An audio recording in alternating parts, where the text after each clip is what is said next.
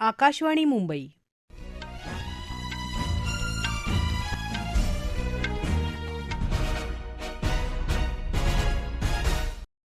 अमिता बडे राष्ट्रीय बातम्या देत आहे.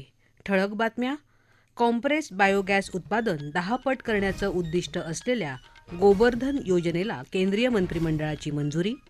54,000 कोटींच्या पुरवणी मागण्यांना संसदेची मंजुरी. कररचना सुधारणा विधेयक चर्चेविना लोकसभेत संमत. इस्रायलचे प्रधानमंत्री बेंजामिन नेतान्याहू यांच्याशी नरेंद्र मोदी यांची चर्चा. आणि तहलकाचे माजी संपादक तरुण तेजपाल यांना लैंगिक अत्याचार प्रकरणी 10 वर्षांची शिक्षा. केंद्रीय मंत्रिमंडळानं आज गोबर्धन या राष्ट्रीय सर्क्युलर बायो एनर्जी अर्थात चक्रीय जैव ऊर्जा योजनेला मंजुरी दिली. त्यासाठी 23,731 कोटी रुपयांच्या एकूण तरतुदीलाही मंत्रिमंडळानं मान्यता दिली, अशी माहिती आणि प्रसारण मंत्री अश्विनी वैष्णव यांनी बातमीदारांना ही माहिती दिली. कंप्रेस्ड बायोगैस सीबीजी इसका प्रोडक्शन एक डेकेड के अंदर 10 गुना बढ़ाने का टारगेट, करीब 5 MMSCMD प्रोडक्शन के लेवल तक पहुंचाने का इसमें टारगेट लिया गया है. अगर इसको हम एनवायरमेंटल पॉइंट से देखें तो this will save about 40 million tons of carbon dioxide emission. करीब 75,000 करोड़ रुपीस नेशनल जीडीपी को ऐड होगा और about 1.5 lakh jobs will be created by this programme. Compressed बायोगॅसला भारताच्या भविष्यातल्या ऊर्जा मिश्रणाचा एक प्रमुख आधारस्तंभ म्हणून स्थापित करण्यासाठीची ही योजना 2026-27 ते 2035-36 या कालावधीत राबवली जाईल. नीट पेपरफुटी प्रकरणी आंदोलकांवर झालेल्या पोलीस कारवाईच्या मुद्द्यावरून संसदेत आजही गदारोळ झाला. या गदारोळातच लोकसभेचं कररचना आणि इतर कायदे सुधारणा विधेयक चर्चेविना मंजूर झालं. या विधेयकामुळे यूपीआयद्वारे होणाऱ्या व्यवहारांसाठी सेवा शुल्क लादण्याची मुभा बँका आणि इतरांना मिळणार आहे. सध्या हे व्यवहार मोफत होत आहेत. हे विधेयक मंजूर झाल्यावर लोकसभेचं कामकाज दिवसभरासाठी तहकूब झालं. राज्यसभेत दुपारपर्यंत गदारोळ सुरू होता. त्यानंतर सभागृहानं आज विनियोजन विधेयकावर चर्चा करून ते लोकसभेत परत पाठवलं. यामुळे 54,000 कोटींच्या पुरवणी मागण्यांना संसदेची मंजुरी मिळाली. विविध मुद्द्यांवर झालेल्या चर्चेनंतर कामकाज पूर्ण झाल्यावर अध्यक्ष घनश्याम तिवारी यांनी सभागृहाचं कामकाज दिवसभरासाठी तहकूब झाल्याचं घोषित केलं. पश्चिम आशियातल्या सद्यस्थितीवर प्रधानमंत्री नरेंद्र मोदी आणि इस्रायलचे प्रधानमंत्री बेंजामिन नेतान्याहू यांच्यात आज दूरध्वनीवरून चर्चा झाली. यावेळी दोन्ही देशांच्या नेत्यांनी भारत इस्रायल विशेष सामरिक भागीदारीतील सातत्यपूर्ण प्रगतीचा आढावा घेतला. तसंच विविध क्षेत्रातील द्विपक्षीय सहकार्य आणखी बळकट करण्यासाठी एकमेकांना सहाय्य करण्याचा पुनरुच्चार केल्याची माहिती प्रधानमंत्री कार्यालयानं प्रसिद्ध केलेल्या निवेदनातून दिली आहे. दरम्यान पश्चिम आशियातील संघर्षाला 5 महिन्यांहून अधिक काळ उलटला असून अद्याप त्यावर कायमस्वरूपी तोडगा निघालेला नाही. याच पार्श्वभूमीवर इराणनं होर्मुझ सामुद्रधुनी संदर्भातील कराराचा मसुदा अंतिम टप्प्यात आणला असून हा करार ओमानच्या सहकार्यानं तयार केल्याची माहिती इराणनं दिली. विमानाच्या इंधनात इथेनॉलचं मिश्रण करण्याबाबतचे दावे केंद्रीय नागरी विमान उड्डाण मंत्री के. राममोहन नायडू यांनी फेटाळून लावले आहेत. समाजमाध्यमावर नायडू यांनी इथेनॉल आणि विमानाचं इंधन वेगवेगळे असल्याचं सांगत प्रवाशांची सुरक्षिततेला सरकारचं प्राधान्य असल्याचं सांगितलं आहे. अशा प्रकारचे दावे करून विमान प्रवास करणाऱ्यांमध्ये चिंता निर्माण केली जात असल्याचंही त्यांनी आपल्या संदेशात पुढं म्हटलं आहे. लोकशाहीत संवाद सर्वात महत्त्वाचा असून संवादातून मार्ग निघत नसेल तर आंदोलन हा देखील सहमती घडवण्यासाठीचा अर्थात संवादाचाच एक वैध प्रकार आहे, असं राष्ट्रीय स्वयंसेवक संघाचे सरसंघचालक मोहन भागवत यांनी म्हटलं आहे.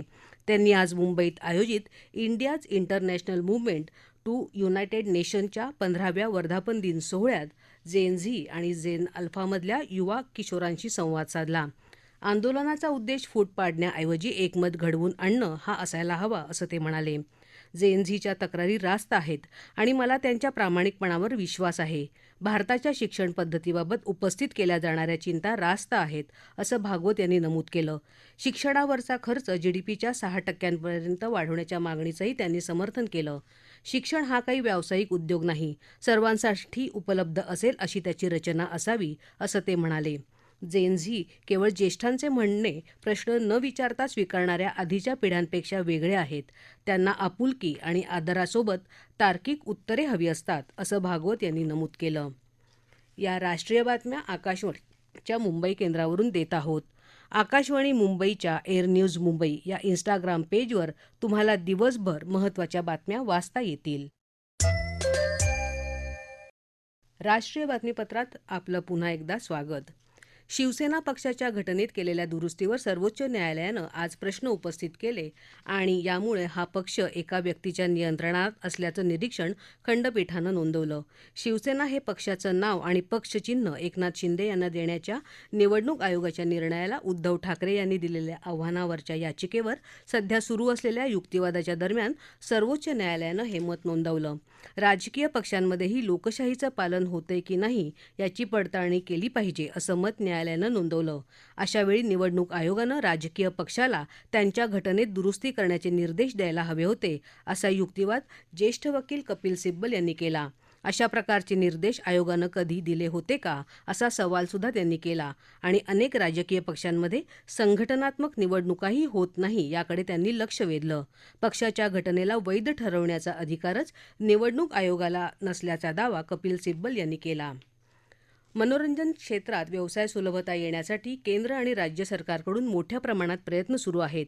त्यामुळं या क्षेत्रात गुंतवणूक आणि वृद्धीसाठी पोषक वातावरण निर्मिती होत असल्याचं प्रतिपादन राज्याचे सांस्कृतिक कार्यमंत्री आशिष शेलार यांनी केलं आहे. मुंबईत सुरू झालेल्या 2 दिवसीय ब्रिक्स वेव्ज बाजार परिषदेच्या उद्घाटन सत्रात ते बोलत होते.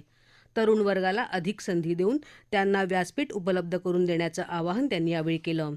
यंदा इफ्फीसोबतच ब्रिक्स चित्रपट महोत्सव होणार असल्याची माहिती प्रसारण सचिव चंचल कुमार यांनी यावेळी दिली.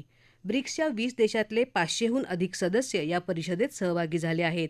या देशातल्या विविध भाषा, नागरीकरण, परंपरा यांची देवाणघेवाण व्हायला या परिषदेतून मदत होणार असल्याचं ते म्हणाले.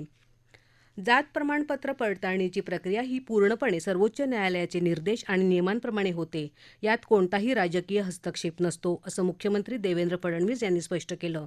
ते आज मुंबईत बातमीदारांशी बोलत होते. कुणबी प्रमाणपत्र रद्द करण्यात आल्याच्या मुद्द्यावरून मराठा आरक्षण आंदोलनाचे नेते मनोज जरांगे यांनी केलेल्या टीकेच्या पार्श्वभूमीवर मुख्यमंत्र्यांनी हे स्पष्टीकरण दिलं. आम्ही सत्तेत आहोत, पण भाजपचे नगरसेवक, जिल्हा परिषद सदस्यांचीही जात प्रमाणपत्र पडताळणी समितीनं रद्द केल्याचं त्यांनी सांगितलं. दरम्यान जर ही प्रमाणपत्र कायदेशीर निकषांमध्ये बसत नसतील तर सरकारनं त्याचं वाटपच का केलं असा सवाल काँग्रेसचे विधिमंडळ पक्षनेते विजय वडेट्टीवार यांनी केला. नियमबाह्य कुणबी प्रमाणपत्राचं वाटप नेमकं कुणाच्या दबावाखाली केलं याची सखोल चौकशी करून दोषींवर कठोर कारवाई करावी अशी मागणीही त्यांनी केली. तर या प्रकरणी वस्तुस्थिती तपासण्याच्या सूचना संबंधित जिल्हाधिकाऱ्यांना दिल्या असून याबाबत जाणीवपूर्वक काही झाली असेल तर त्यावर कारवाई केली जाईल अशी ग्वाही जलसंपदा मंत्री तथा मराठा आरक्षण उपसमितीचे अध्यक्ष राधाकृष्ण विखे पाटील यांनी दिली आहे. मात्र यामुळे अन्य लोकांवर याचा परिणाम होणार नाही असंही ते म्हणाले. राज्यातल्या डॉक्टरांनी तातडीनं संप मागे घ्यावा आणि कामाला सुरुवात करावी असे निर्देश मुंबई उच्च न्यायालयाने आज दिले. या डॉक्टरांची बाजू आपण ऐकून घेऊ असं आश्वासनही प्रभारी मुख्य न्यायाधीश न्यायमूर्ती रवींद्र घुगे यांच्या पीठानं दिले. न्यायालयाच्या निर्देशानंतर भारतीय वैद्यकीय संघटनेनं संप मागे घेण्याचं आश्वासन दिलं. या संपाची न्यायालयानं स्वतःहून दखल घेतली होती. जर डॉक्टरांनी काम करायला नकार दिला तर त्यांचं वेतन थांबवलं जाईल असा इशाराही न्यायालयानं दिला. संपादरम्यान जर महानगरपालिकेच्या रुग्णालयात एखादा रुग्ण दगावला तर त्याची जबाबदारी कोण घेणार असा सवाल न्यायालयानं विचारला. होमिओपॅथी डॉक्टरांच्या नोंदणीच्या मुद्द्यावरून डॉक्टरांनी पुकारलेल्या संपासंदर्भात मुंबई उच्च न्यायालयाच्या निर्देशांचं राज्य सरकार पालन करेल अशी ग्वाही मुख्यमंत्री देवेंद्र फडणवीस यांनी दिली. तहलका मासिकाचे मुख्य संपादक तरुण तेजपाल यांना बलात्कार आणि लैंगिक अत्याचार प्रकरणी मुंबई उच्च न्यायालयाच्या गोवा खंडपीठानं आज दोषी ठरवलं आणि त्यांना 10 वर्ष तुरुंगवासाची शिक्षा सुनावली. तसंच 10 लाख रुपयांपेक्षा जास्त दंडही ठोठावला. तेजपाल यांना निर्दोष ठरवणारा म्हापसा सत्र न्यायालयाचा निर्णय उच्च न्यायालयानं रद्दबातल ठरवला. गोवा सरकारच्या याचिकेवर न्यायमूर्ती नीला गोखले आणि न्यायमूर्ती अमित जामसंडेकर यांनी हा निर्णय दिला. रिझर्व्ह बँकेनं आज देशातल्या 17 मोठ्या बँकेतर वित्तीय संस्थांची यादी जाहीर केली. यात टाटा सन्सचा देखील समावेश आहे. मात्र या समूहाचा दर्जा त्याच्या नोंदणी रद्द करण्यासाठी केलेल्या अर्जावरच्या निर्णयावर अवलंबून असेल असंही रिझर्व्ह बँकेनं नमूद केलंय. ठळक बातम्या पुन्हा एकदा. कॉम्प्रेस्ड बायोगॅस उत्पादन 10 पट करण्याचं उद्दिष्ट असलेल्या गोबर्धन योजनेला केंद्रीय मंत्रिमंडळाची मंजुरी. 54,000 कोटींच्या पुरवणी मागण्यांना संसदेची मंजुरी. कररचना सुधारणा विधेयक चर्चेविना लोकसभेत संमत, इस्रायलचे प्रधानमंत्री बेंजामिन नेतान्याहू यांच्याशी नरेंद्र मोदी यांची चर्चा आणि तहलकाचे माजी संपादक तरुण तेजपाल यांना लैंगिक अत्याचार प्रकरणी 10 वर्षांची शिक्षा. याबरोबरच आकाशवाणी मुंबई केंद्रावरचं हे राष्ट्रीय बातमीपत्र संपलं. नमस्कार.